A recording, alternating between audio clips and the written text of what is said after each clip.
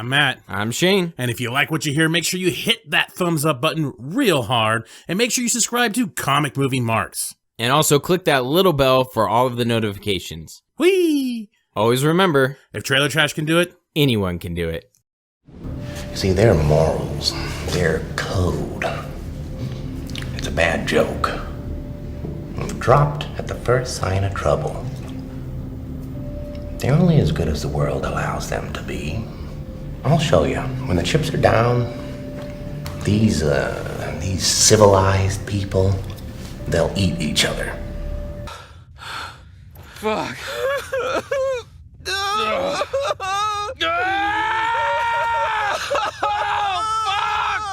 Hello and welcome everyone to another Comic Movie Marks video. A lot of craziness going on lately. We are talking about movies coming to streaming services. Potentially, we are talking about movie delays. And Wrestlemania is now not 1 day, but 2 days, but with no people. That's right, we're going to talk about the Bud Light infection that is currently sweeping the world right now, that's postponing everything, and that's right, we're calling it Bud Light, because if you call it the other thing, you get demonetized. And also, Corona don't pay us nothing. Wonder Woman 1984, could it possibly be going to streaming service? The Wrap had an exclusive article that you cannot read without paying the ridiculous prices, so you have to kind of go off of what their tweet and synopsis of it all is. But Warner Brothers debates whether Wonder Woman 1984 should skip theaters for streaming exclusive. This kind of makes a little bit of sense, something that I think we've all been debating about a little bit. The Friends reunion thing that HBO Max was going to use to kind of kick off their premiere is now postponed due to the fact that a lot of movies aren't filming right now. Everything is being put on hold right now due to the Bud Light infection. Would it be worth it to put the Wonder Woman 1984 movie that's been done for quite a while, because it's already been postponed once, would it be worth it to make it your HBO Max exclusive? Would it sell subscriptions to that service? Yeah, that's something that we have talked about quite a bit on this show, is potentially using a popular film such as, I don't know, maybe the Snyder Cut to help boost subscriptions, at least for the first year, but will that make up the cost? IndieWire has an article, Warner Brothers confirms Wonder Woman 1984 will go to theaters, not streaming. Despite reports to the contrary, Warner Brothers confirmed to IndieWire that Patty Jenkins' DC tentpole will get a proper theatrical bow. So again, that almighty source that keeps going around that tells contradicting statements. I'm sure at one point Warner Brothers is contemplating the idea of putting it on HBO Max as maybe a release title. Also, the fact that this is lining up opening the summer movie season lends well to having a mega box office, because it could be one of the first movies released when the theaters finally open back up again. That could be something that WB is potentially looking at when it comes to Wonder Woman 1984. Absolutely. The timing could either line up perfectly, or maybe it could force to a potential delay. There have been some rumors talking about maybe late August or September. A lot of these studios are starting to shift momentum and rely on certain streaming services or just video on demand in general to try not to lose out on too much box office. Certain films that were supposed to come out in March or did come out but got a horrible box office release, such as Onward from Disney Studios, are now hitting streaming services a lot quicker. There have also been some talks of having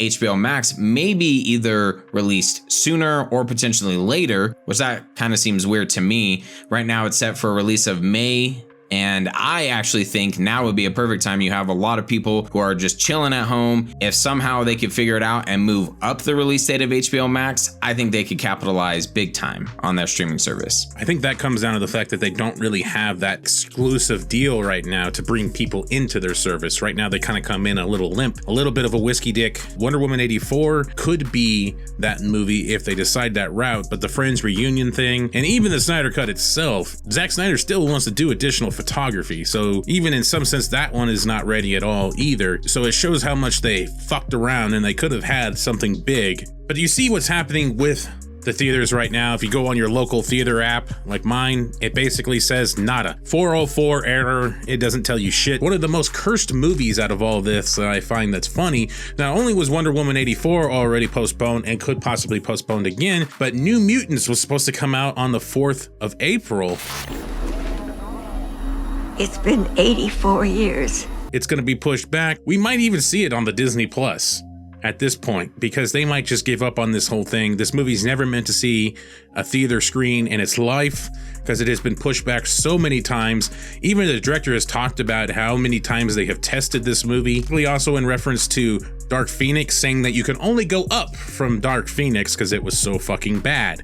I think a large part of where these studios are going to have to make the decision is based on if it's going to have success in the box office. I know that they are renting movies now for $20, such as Onward, Frozen 2, or Birds of Prey. The Rise of Skywalker has also hit video on demand early, but these studios are also bouncing back and forth because we do have some films like No Time to Die, Black Widow, even the latest Fast and the Furious movie that's being delayed a year, that they still want to try to capitalize on the box office. I think that's where the studios are probably going to have to make the biggest decision, is where they can recoup most of their money. And how does this affect the film industry? Because you look at it, if they keep pushing these movies back more and more, 2021 is going to be ridiculous. You're not going to be able to open up a tentpole movie without something else trying to take some of that box office from you. It becomes a huge game of numbers, really. Like, how much money are you really going to get on that theatrical release at this point compared to if you put it on a streaming service? Will it bring in subscriptions, or putting it on video on demand with people at home? Does that sell it at all if you advertise it well enough? Where do the numbers lie? It shows how much this industry gets truly affected by just a slight delay. We're gonna die! So an article from CNBC titled "How the Bud Light Infection Could Permanently Change the Movie Industry" is something that I think we have all talked about, around the water cooler, at bars, while, drinking our favorite Bud Light. Not recently. Definitely not recently, but how the digital age could potentially change movie theaters. Now, studios are being forced to change and adapt and utilize streaming services and video on demand. Some of the key points from this article are movie theaters shutting down. 2, the outbreak, studios are shortening or eliminating the window between theatrical and streaming releases. This could permanently reduce movie theaters' leverage with studios and change consumer behavior. And when theaters open again, will streaming theatrical releases the same day they're in theaters become the new normal? How about no? In the article, they talk about the distinction between the theatrical and digital releases disappearing as theaters begin to shut down. This could fundamentally change studios' leverage in negotiation with theater chains, permanently alter consumer behavior, and raise the bar significantly for going out to the movies. The latest announcement came on Friday from Disney. Pixar's Onward will be available to buy digitally for $19.99 beginning Friday evening, and then will launch on the new Disney Plus subscription service April 3rd. Typically, Disney would wait additional months, not just 2 weeks, before offering the film on its subscription, Disney Plus. But all the rules are going out the window now as theaters are closed and the potential for that box office revenue is gone. CEO Jeff Scheel of NBC Universal said, rather than delaying these films or releasing them into a challenged distribution landscape, we wanted to provide an option for people to view these titles in the home that is both accessible and affordable. Pretty much what I was talking about earlier. You're looking at this landscape and how much these movies are going to be squished together. You know what? Let's just change how we're going to distribute these. Every studio right now, as we have already talked about, is making decisions on which ones they are going to release digitally or postpone to a further date. You have Universal, who is releasing The Hunt, Invisible Man, and Emma for a 48-hour rental starting on Friday. We've also seen major studio delays such as Mulan, Avengers Black Widow, Fast and Furious, and James Bond. On March 24th, Sony Pictures has decided to release Diesel's Bloodshot for a 48-hour digital rental or purchase. Big Daddy Cool, Diesel! And Warner Brothers will be giving Birds of Prey an early digital release as well. One thing for us Zack Snyder fans that I thought was kind of interesting, if you think about it, Army of the Dead is in post-production. And as much as I don't want to see a rushed version of it, the fact that it's in post-production kind of limits to how many people need to really work on it or can work on them remotely. I'm wondering if Netflix might push to get that as an early release for their service, because I think it was aiming at an original October release, Halloween, zombies. The fact that Netflix has had to postpone a lot of things and put a lot of things on hold, if their big budget Zack Snyder zombie movie might get pushed ahead. That's just a personal theory of mine. Take that with a grain of salt. Just took it to my veins!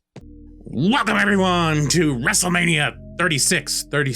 There's an echo because there's nobody there. Wrestlemania 36 not only will be in front of no fans, it will be down at their Performance Center and multiple other locations, and also be on 2 nights, April 4th and 5th.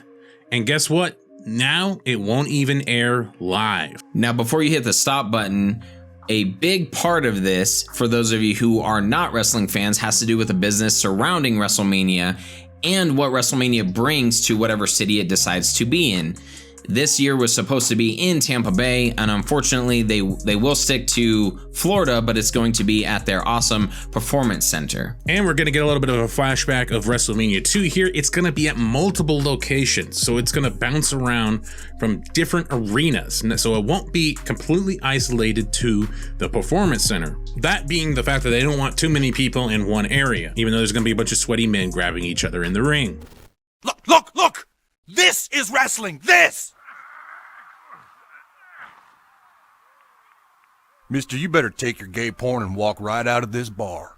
PW Insider reports that WrestleMania 36 will be taped this coming Wednesday and Thursday. This is after many days of WWE compiling material to use for both Monday Night Raw and Friday Night SmackDown to ensure there's plenty of content for new television each week.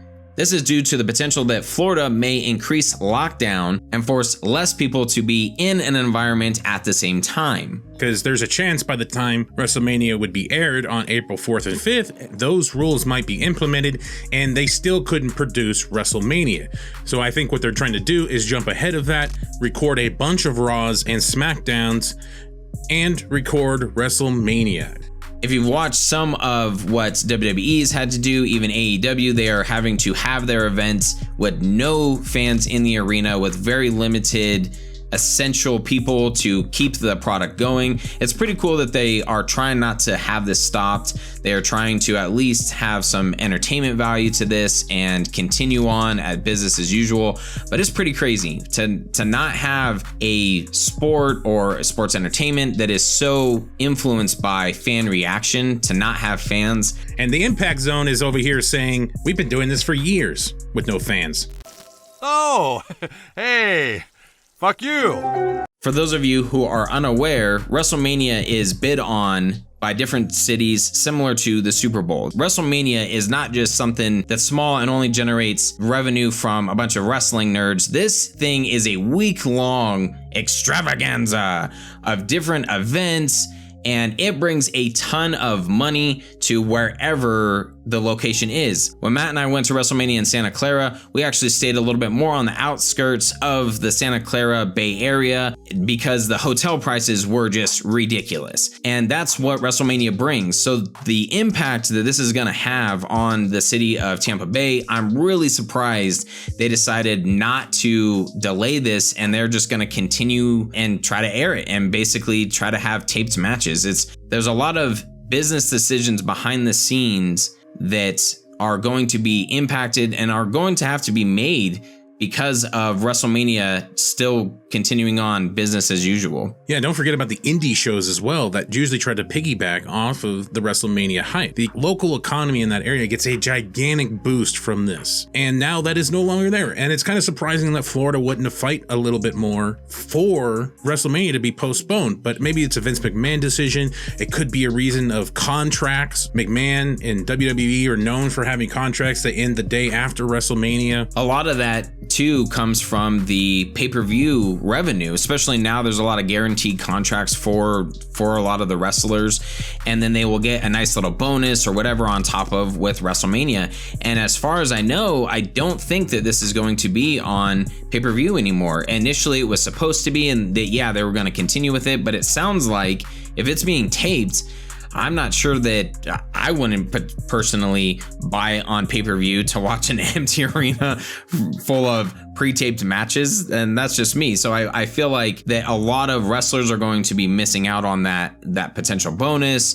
This is impacting a lot of different people on a much larger scale than just WrestleMania being on a 2-day event, and they're trying to make chicken salad out of chicken shit. But it almost seemed like it would have been better just to postpone to maybe sometime midsummer when all this blows over. So the crazy Bud Light infection, how is it impacting you guys at home? Just curious to see in our comment section. Right now, movies are getting postponed, things that we love. WrestleMania is being completely altered in fashion that we've never seen in our lifetime. And it'll be interesting to see how much this affects the movie industry and how much streaming services, video on demand become big during this time. Quite an interesting time to see what happens. That'll wrap up this episode, guys. If you like what we talked about, we got a Patreon in the description. There's a link. We're on all social media, but mainly on Twitter. We're most active on Twitter every once in a while-ish, kind of-ish, sort of-ish.